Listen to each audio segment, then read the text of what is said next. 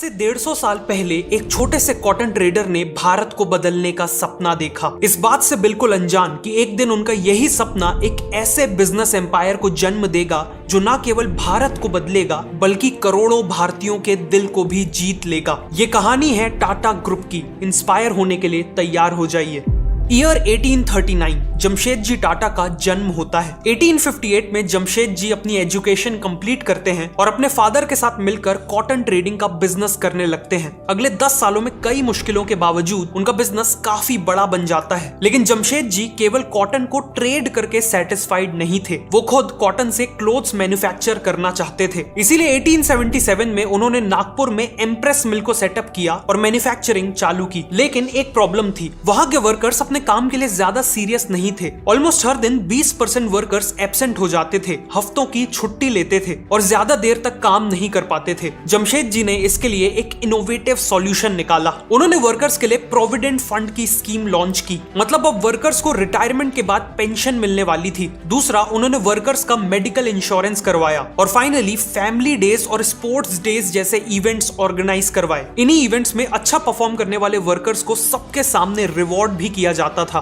इन सभी इनिशिएटिव से वर्कर्स काफी वैल्यूड फील करने लगे, जिससे उनके अटेंडेंस और परफॉर्मेंस दोनों काफी इंप्रूव हुई। इनमें से कई स्कीम्स इतनी फ्यूचरिस्टिक थी कि पूरी दुनिया में इन्हें तब तक किसी ने इंप्लीमेंट नहीं किया था। 1880s में जमशेद जी ने देखा कि इंडिया में इंडिपेंडेंस की डिमांड बढ़ती जा रही है। जमशेद जी का मानना था कि इंडिया को इंडिपेंडेंट होने के लिए और इंडिपेंडेंस को सस्टेन करने के लिए इकोनॉमिकली सेल्फ सफिशिएंट बनना पड़ेगा और सभी एसेंशियल प्रोडक्ट्स को इंडिया में ही बनाना होगा। इसीलिए उन्होंने अलग अलग एरियाज में और भी इंडियन बिजनेसेस बिल्ड करना चालू कर दिए। उन्होंने सबसे पहले पंचगनी के पहाड़ों में स्ट्रॉबेरी फार्मिंग की शुरुआत की, जिसका इम्पैक्ट ये हुआ कि आज भी पंचगनी स्ट्रॉबेरी फार्मिंग और जैम फैक्ट्रीज के लिए जाना जाता है। जमशेद जी ने यह भी ऑब्जर्व किया कि बेंगलोर और मैसूर का वेदर फ्रांस जैसा है, इसीलिए वो फ्रांस में ब्रीड किए जाने वाले सिल्क वॉर्म्स को इंडिया ले आए। उन्होंने बेंगलोर और मैसूर में जमीनें खरीदी, टाटा सिल्क फार्म ऑर्गेनाइजेशन की शुरुआत की और लोकल फार्मर से सिल्क वॉर्म ब्रीडिंग करवाई। उनके इसी इनिशिएटिव से इंडिया को मैसूर सिल्क और बेंगलोर मैसूर सिल्क साड़ी जैसे पॉपुलर प्रोडक्ट्स मिले। जमशेद जी अपने होम टाउन बॉम्बे को बहुत पसंद करते थे और जानते थे कि शहर की डेवलपमेंट के लिए वहां एक वर्ल्ड क्लास होटल होना बहुत जरूरी है। इसीलिए उन्होंने 1898 में द ताज महल होटल बनाना चालू कर दिया। उन्होंने पर्सनली कंस्ट्रक्शन और डिजाइन प्रोसेस में हिस्सा लिया। उनका विजन था कि होटल का हर रूम समुंदर को फेस करे और गेस्ट को ऐसा फील हो जैसे वो पानी में फ्लोट कर रहे हो। 1903 में होटल को पहली बार पब्लिक के लिए ओपन किया गया और ये पूरे बॉम्बे की पहली बिल्डिंग बनी जिसमें लाइट्स इलेक्ट्रिसिटी से जलती थी। जमशेद जी ने ऐसे और भी कई इनिशिएटिव्स लिए, लेकिन उनका सबसे इंपैक्टफुल इनिशिएटिव था स्टील का बिजनेस स्टार्ट करना। इंडिया में कंस्ट्रक्शन, रेलवेज और मैन्युफैक्चरिंग जैसी हर इंडस्ट्री को डेवलप करने के लिए स्टील की जरूरत थी। इसीलिए उनका सपना था इंडिया में ही एक स्टील प्लांट खोलना। उन्होंने अपनी लाइफ के 17 साल इंडिया में जगह जगह हाई क्वालिटी आयरन ओर ढूंढने में लगा दिए, क्योंकि स्टील बनाने के लिए आयरन सबसे इंपॉर्टेंट रॉ मटेरियल होता है। लेकिन सैडली जमशेद जी को लगातार फेलियर्स का सामना करना पड़ा। फिर अल्टीमेटली 1899 में उन्हें बंगाल प्रोविंस में रिच आयरन ओर रिजर्व्स मिल गए, जिसके बाद उन्होंने तुरंत आयरन ओर माइनिंग और एक स्टील प्लांट सेटअप करना स्टार्ट कर दिया। लेकिन अनफॉर्चुनेटली जमशेद जी खुद अपनी आंखों से इंडिया में स्टील बनते नहीं देख पाए,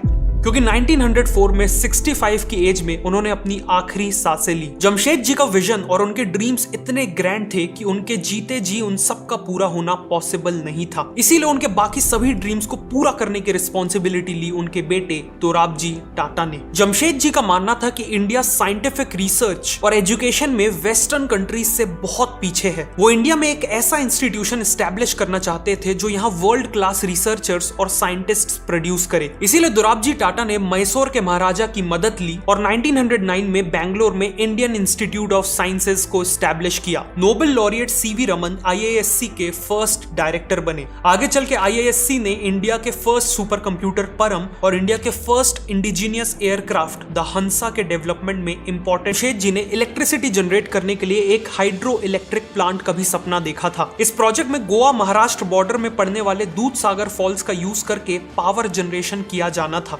दोराब जी ने 7,000 वर्कर्स को इन्वॉल्व किया और आर्टिफिशियल लेक्स, डैम्स और चैनल्स बनवाए। 1911 में प्लांट रेडी हुआ और पावर जनरेशन स्टार्ट हुआ। मुंबई की कई मिल्स और बिजनेसेस को इसी पावर प्लांट से पावर मिलना चालू हो गई और आज इसी कंपनी को हम टाटा पावर के नाम से जानते हैं। फाइनली जमशेद जी ने जो स्टील प्लांट का काम स्टार्ट किया था उसे पूरा करने की रिस्पॉन्सिबिलिटी भी दोराब जी टाटा ने ली। 1907 में उन्होंने एक लिमिटेड कंपनी स्टैब्लिश की और स्टील प्लांट के लिए 23 करोड़ का आईपीओ अनाउंस किया। उस समय स्वदेशी आंदोलन के चलते केवल 2 हफ्तों में करीब 8,000 लोगों ने इसमें इन्वेस्ट किया। कंपनी का नाम टाटा स्टील और आयरन कंपनी यानी टिस्को रखा गया और फाइनली 1912 में टिस्को से पहला स्टील प्रोड्यूस होकर निकला। इसके 2 साल बाद ही 1914 में वर्ल्ड वॉर 1 चालू हो गई और ब्रिटेन की स्टील डिमांड एकदम से शॉर्ट अप हो गई। उन्हें टैंक्स, ट्रक्स, रेलवे इन सब के लिए स्टील चाहिए था। टिस्को के प्लांट ने दिन रात काम किया और इस डिमांड को पूरा किया। वॉर के खत्म होने के बाद उस समय के वाइसरॉय ने टिस्को के कंट्रीब्यूशन को एक्नॉलेज किया और जिस टाउन में टिस्को का प्लांट था उस टाउन का नाम जमशेद जी के नाम के ऊपर जमशेदपुर रख दिया और रेलवे स्टेशन का नाम टाटा नगर रख दिया। दोराब जी की लीडरशिप में टाटा ग्रुप का बिजनेस कई गुना बढ़ चुका था। 1932 में दोराब जी टाटा की डेथ हो गई और जाने से पहले उन्होंने टाटा ग्रुप को steel, power, consumer products, banking और इंश्योरेंस जैसे बिजनेसेस में डाइवर्सिफाई कर दिया था। दोराब जी टाटा के बाद 1938 में टाटा ग्रुप के चेयरमैन बने फैमिली के एक young member JRD Tata. JRD Tata ने 1925 में ही बिजनेस ज्वाइन कर लिया था और टिस्को के प्लांट में काम सीख रहे थे। वो हमेशा से एविएशन में काफी इंटरेस्टेड थे, इसीलिए 1932 में उन्होंने टाटा एविएशन सर्विसेज की शुरुआत की। ये एयरलाइन पैसेंजर्स और कार्गो ट्रांसपोर्ट सर्विसेज प्रोवाइड करने वाली इंडिया की पहली एयरलाइन बनी। इसकी पहली फ्लाइट खुद जेआरडी टाटा ने उड़ाई थी, जिसके बाद वो इंडिया के फर्स्ट एवर कमर्शियल पायलट बन गए थे। चेयरमैन बनने के बाद जेआरडी टाटा ने देखा कि इंडिया को सोडा ऐश और कॉस्टिक सोडा जैसे एसेंशियल केमिकल्स बाहर से इंपोर्ट करने पड़ते हैं। ये ऐसे केमिकल्स थे जो ग्लास, टेक्सटाइल्स, सोप्स और डिटर्जेंट जैसे एसेंशियल प्रोडक्ट्स बनाने के लिए काफी इंपॉर्टेंट थे। वो चाहते थे कि इन केमिकल्स को इंडिया में ही प्रोड्यूस किया जाए, इसीलिए 1939 में उन्होंने गुजरात के मीठापुर टाउन में एक केमिकल प्लांट बिल्ड किया और ऐसे ही शुरुआत हुई टाटा केमिकल्स की। वही टाटा केमिकल्स जो आज टाटा सॉल्ट को भी मैन्युफैक्चर करता है। केमिकल्स बिजनेस अच्छा चलने लगा, लेकिन जेआरडी का ड्रीम अभी भी एयरलाइन बिजनेस को ग्रो करने का था। वर्ल्ड वॉर 2 के दौरान ब्रिटिश गवर्नमेंट ने सभी प्लेन्स को सीज कर लिया, जिस कारण टाटा एविएशन सर्विसेज रातों रात बंद हो गई। लेकिन जैसे ही वॉर खत्म हुई वैसे ही जेआरडी ने वापस एयरलाइन बिजनेस में एंट्री करने का फैसला किया और इस तरह 1946 में शुरुआत हुई एयर इंडिया की। एयर इंडिया की क्रू को उनकी वार्म और अटेंटिव सर्विसेज के लिए जाना जाता था। उनकी फ्लाइट का फूड, क्लीनलीनेस और इन फ्लाइट एंटरटेनमेंट सब कुछ टॉप क्लास था। इवन इनका मैस्कॉट एक महाराजा था जो एयरलाइन की इंडियन हॉस्पिटैलिटी और रॉयल स्टैंडर्ड्स को दर्शाता था। साथ ही साथ एयर इंडिया हमेशा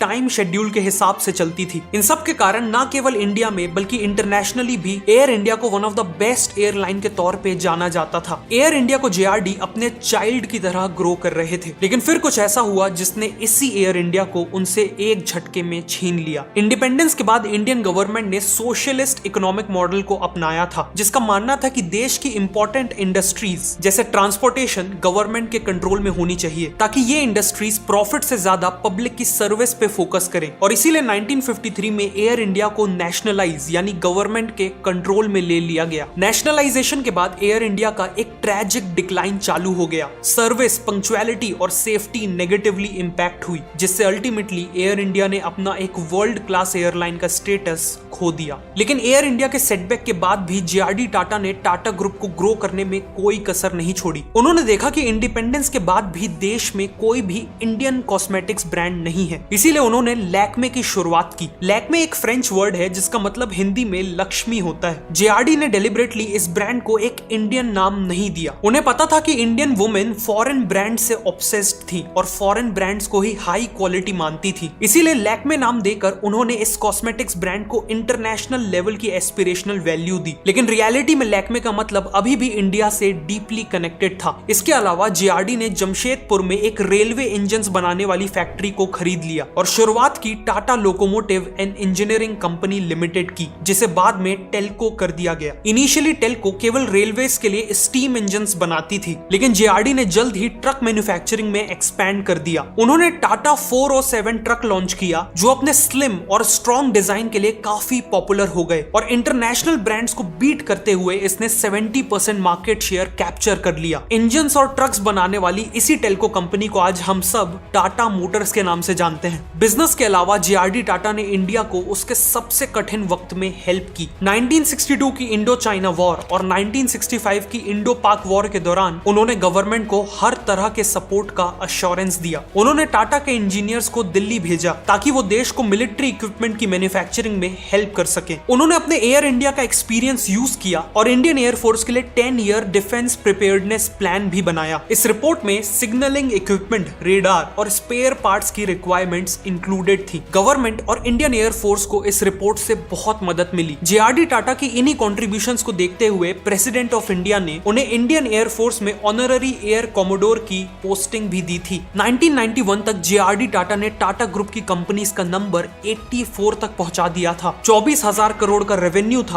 और 2,70,000 एम्प्लॉइज थे। लेकिन अब 87 की एज में समय आ चुका था कि वो टाटा ग्रुप की कमान किसी और को सौंप दे। इसीलिए जेआरडी टाटा ने नए चेयरमैन के तौर पे टाटा फैमिली के एक प्रॉमिसिंग मेंबर को चुना और ये नए चेयरमैन थे सर रतन टाटा।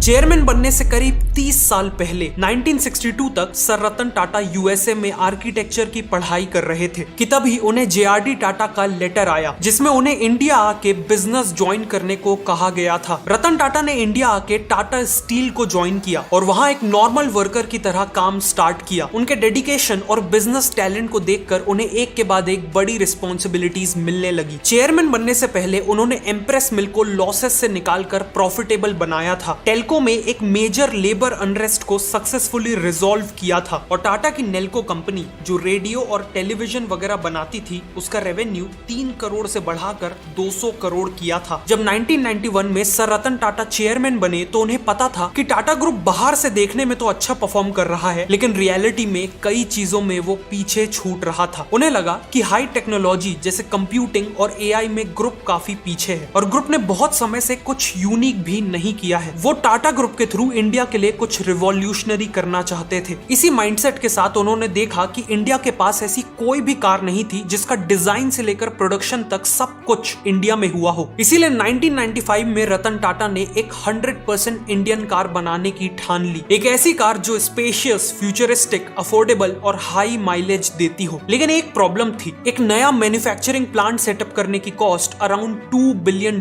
थी जो उस समय एक बहुत बड़ा अमाउंट था। इसीलिए टाटा मोटर्स ने जुगाड़ लगाया और ऑस्ट्रेलिया में निसान का एक पुराना प्लांट 1/5 कॉस्ट में खरीद लिया। इस पूरे प्लांट को डिसमेंटल करके इंडिया लाया गया और पुणे में रीबिल्ड किया गया। रतन टाटा ने खुद कार को डिजाइन करने में एक इंपॉर्टेंट रोल निभाया और फाइनली 1998 में कार को लॉन्च किया। ये एक इंडियन कार थी इसीलिए इसका नाम रखने के लिए इंडियन से इंडी लिया गया और कार से का और इन्हें जोड़कर बनी इंडिका, टाटा इंडिका। ऑटोमोबाइल के बाद रतन टाटा ने टेक्नोलॉजी पे फोकस किया। उन्होंने देखा कि टीसीएस का फोकस इंडियन कंपनीज को एडमिनिस्ट्रेटिव सर्विसेज जैसे डेटा एंट्री और बुक कीपिंग देने में था जो बहुत ही बेसिक लेवल का काम था। इसीलिए रतन टाटा ने टीसीएस का फोकस एडमिनिस्ट्रेटिव सर्विसेज से शिफ्ट करके सॉफ्टवेयर सर्विसेज पे ले आया जिसके बाद टीसीएस ने इंडिया की और इवन वर्ल्ड की बिगेस्ट ऑर्गेनाइजेशंस के लिए कस्टमाइज्ड सॉफ्टवेयर्स बनाना चालू कर दिए। रतन टाटा ने टीसीएस का आईपीओ भी लाया जिससे कंपनी को एक्सपैंड करने के लिए फंडिंग मिली और इन्हीं स्टेप्स से आज भी टीसीएस इंडिया की बिगेस्ट आईटी कंपनी है। टीसीएस की सक्सेस के बाद सर रतन टाटा ने वापस टाटा मोटर्स पे फोकस किया। उन्होंने देखा कि इंडिया की मेजॉरिटी मिडिल क्लास पॉपुलेशन एक कार अफोर्ड नहीं कर सकती, इसीलिए पूरी फैमिली को मजबूरी में एक स्कूटर में कंजेस्टेड होके जाना पड़ता है जो बहुत अनकंफर्टेबल और अनसेफ था। सर रतन टाटा का ड्रीम था इंडियन मिडिल क्लास को एक स्कूटर से कार में ट्रांजिशन करवाना। इसीलिए उन्होंने अनाउंस कर दिया कि वो एक ऐसी कार लॉन्च करेंगे जिसका प्राइस केवल 1 लाख रुपए होगा। 2009 में अपने प्रॉमिस को रखते हुए उन्होंने 1 लाख के प्राइस पॉइंट पे लॉन्च की